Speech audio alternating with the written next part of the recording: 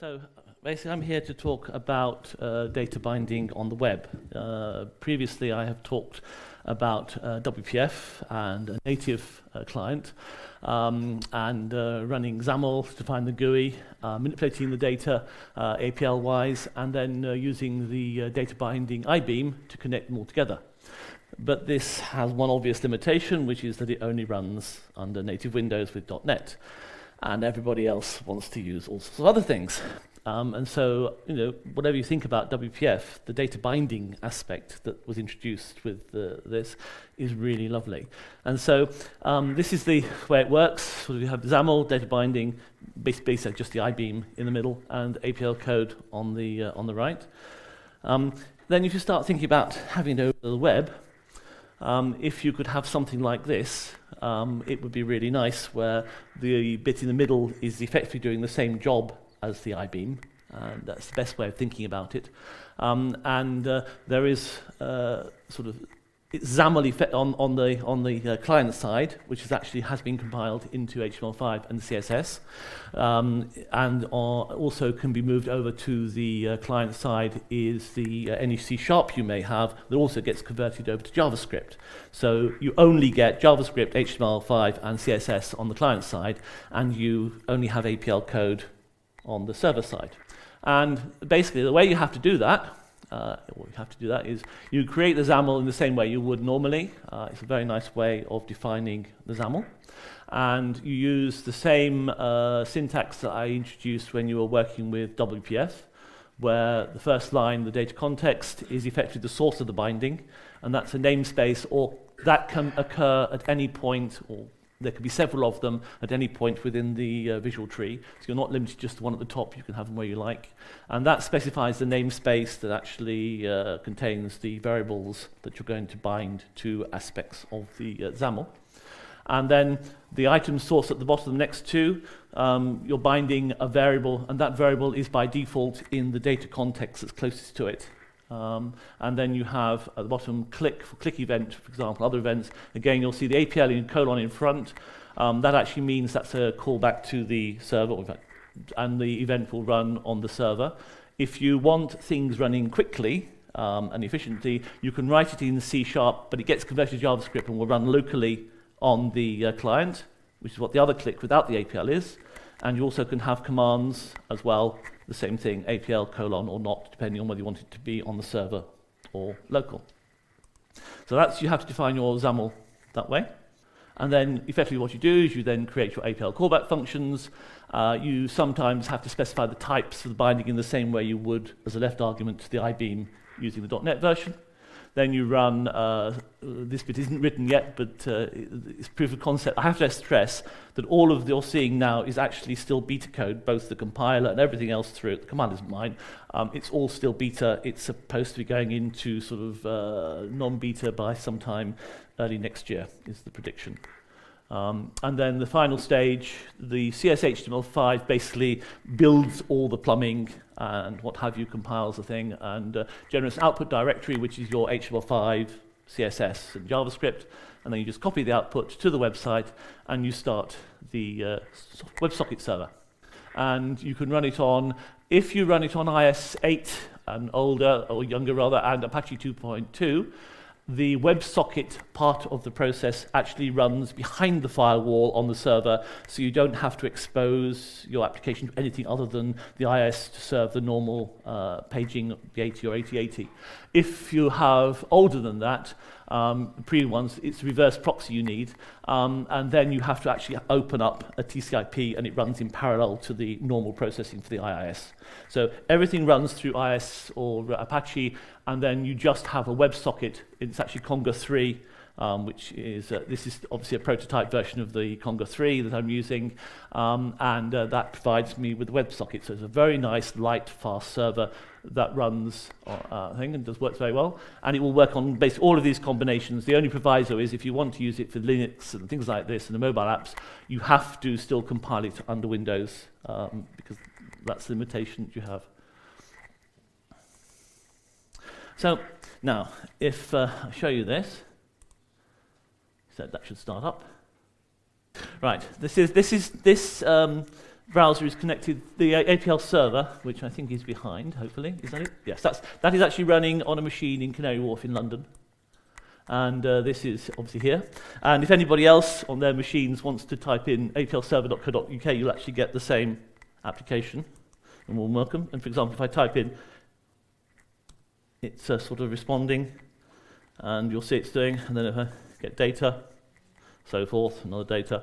And you see that's actually going back, and all it's doing is doing assignments. I'll show you what things, and you can again, it means I'm actually the first person who's logged on, as it happens at the moment, and then help gives you that. Now that's all going backwards and forwards using the WebSocket. That's better. And that's all there is to do that help that you saw. Now I'll have to restart this. So when that is just produced by those 2 lines of code, basically. And what happens, over here, yes. The data is actually the namespace for this particular client that I'm doing at the moment. When you call it, it actually knows which one's which. And the fields are name, status, and name.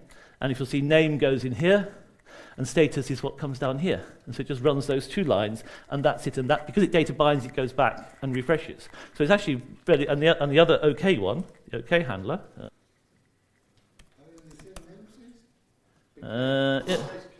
Oh, it's a capital K. Okay, yes, it's capital. That's why it won't. Anyway, I've completely disrupted. Yeah. So that line there.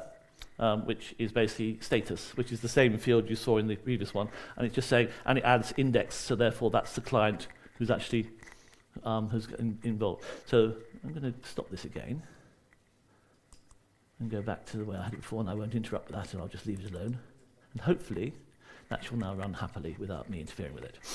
So, and that is, so you did OK. No, it's not working. Did I restart it? No, I didn't. So again, you've got all the help, and I say it's just responding to just that data, and that's all there is in the interaction.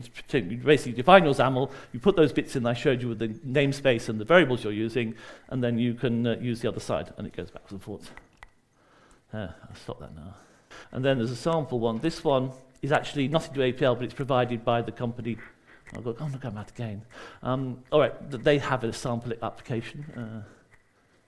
So this is the sample one. Now, this is actually doesn't involve APL, but it involves a XAML, so all you would do is you put in the curly brackets and put variables if you wanted to change anything.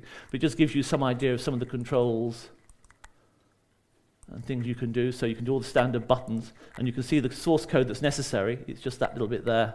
You ignore the C# code because that would be an APL function. And it just does this. Very simply, text boxes. These are some of the ones they've got.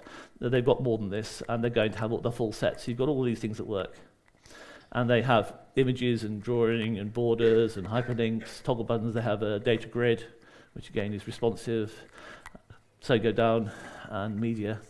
They have panels. So I think the only one they haven't got that's standard within WPF is the doc panel, but you can do that with the grid. They have got the grid one there. And WCF, they've got SOAP services and things like this, and other things, drag drops, you get automatically regular expression. All these things come automatically, you get that in the XAML and what have you, and you can just put your data binding with it. I'll go back.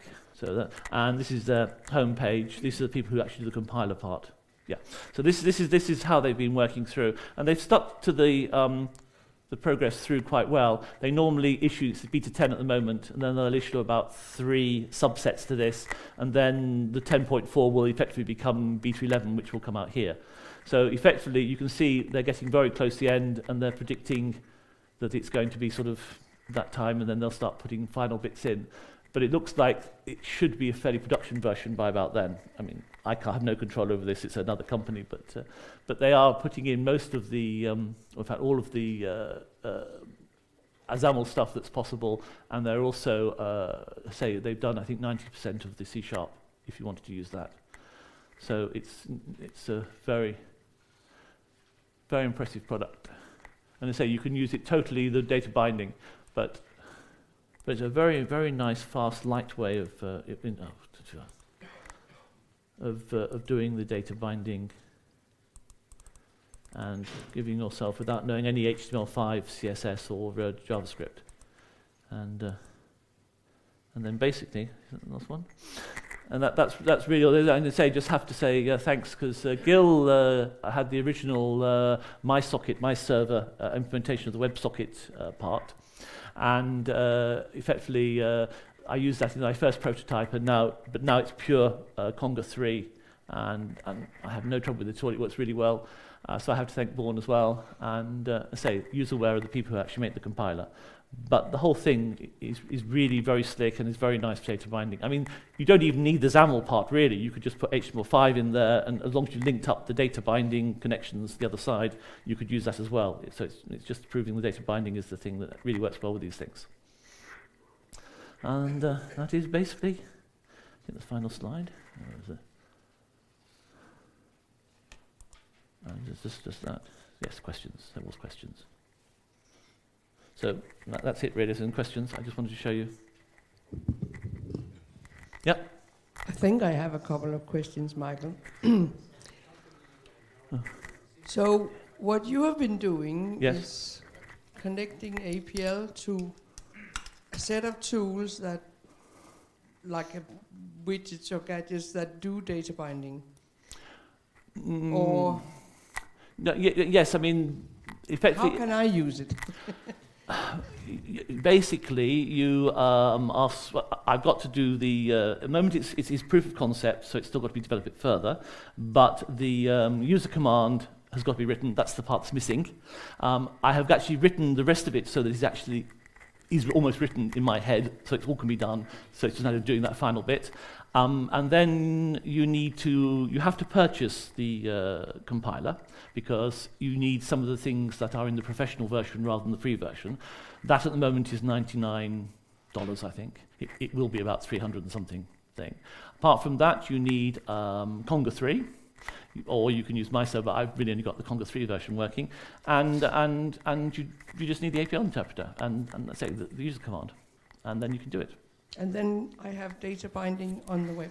Yes. Brilliant.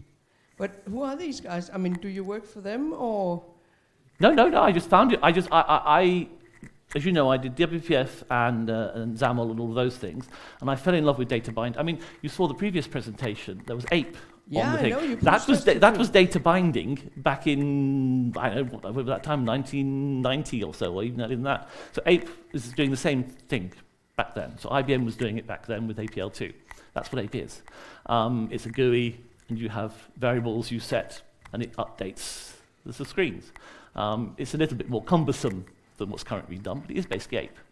But I started using WPF with the .NET environment and found that data binding is the bit that joins everything together, and you can change things, but still you need some form of binding between the two.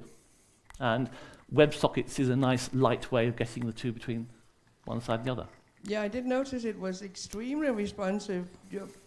It worked for a little while, and it was absolutely blindingly fast. Yes. So when I was looking for Steve to see if he actually saw that, because he complained not seeing a good responsive web interface ever. And I thought we just saw a glimpse of one there. Yeah. So, Morten? Yeah, so I'm still trying to understand exactly what it was we saw. Right. So, how did you design the GUI? What tool were you using for that? I personally use Visual Studio, and I use it as a XAML editor, and I use that. Right. But you could actually create a WPF objects, if you like, and actually do quad new on a whatever, build your GUI in just objects, seeing them in WPF, and then there is as long as you don't put any events onto the things, then you can do write XAML, and it will write the XAML for you. And then you have to modify a couple of things at the top, and that should work. So you don't even have to actually, the XAML's the easiest way to do it. And then when you run this third-party tool, yes, it generates a JavaScript application, which when it needs to do some data binding, starts sending JSON formatted messages to a server. I do that bit. That's the WebSockets part. That's the sending backwards and forwards is the bit I've added in. They have... You've added it on both ends, the client side and the server side? Oh no, to be fair, I have written some C#, which I have compiled, because that will have to be built to match the data context, and it's part of the plumbing. Okay, so yes? they've done binding to some C# that you have written. No, I wrote the data binding in C# myself, and they use their system to compile it. Yeah? So what I do is you have the XAML, which defines the namespaces and the variables that you want to use. Yeah. Right? Now they are compiling that into HTML5 and CSS. Right? Now what I create is, alongside that, some C# that basically creates a model of the namespace in my APL as an APL as a C# class, and then I compile that so the data binding that is part of the XAML definition connects from that C# to the by this time it's JavaScript to HTML5.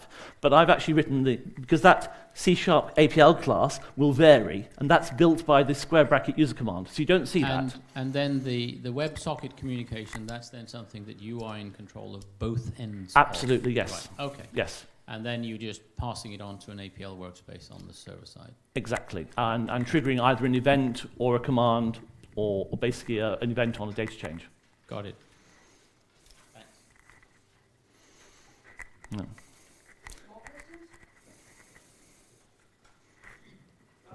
Michael, please repeat the question before you answer it. Earlier on in the presentation, you mentioned IIS or Apache. Yes. Everything. Sorry. I repeat the question. Sorry. Brian asked about the slide about the IIS and the Apache and how that fits into the whole thing. Well, everything is served up by IIS or Apache. Right? So what the compiler produces is static JavaScript, not static JavaScript, static HTML5 and CSS. Right? So, and it serves up every single item from IIS or Apache. Right? Then depending on the version of Apache, and then there is a pure WebSocket server sitting in the APL workspace with the application. And what happens is if you have a modern IIS or Apache, then the reverse proxy means that if you make a WebSocket call from the client, it goes to the web server, and then it passes it through to the WebSocket, so it's behind the firewall, so it's perfectly safe. If you are using an older version of IIS, basically you have a connection, it makes a connection directly to the WebSocket, it doesn't go through the IIS. So effectively, in the old version, IIS feeds everything to the client except any WebSocket communication. And the WebSocket communication is done in parallel. If you have a modern IIS or Apache, everything goes through the IIS or Apache. But it's effectively like two channels, but it all goes through the same thing. Yeah. So obviously the more modern one is more secure, unless you've got a good firewall. 2 minutes. I've got 2 minutes more questions.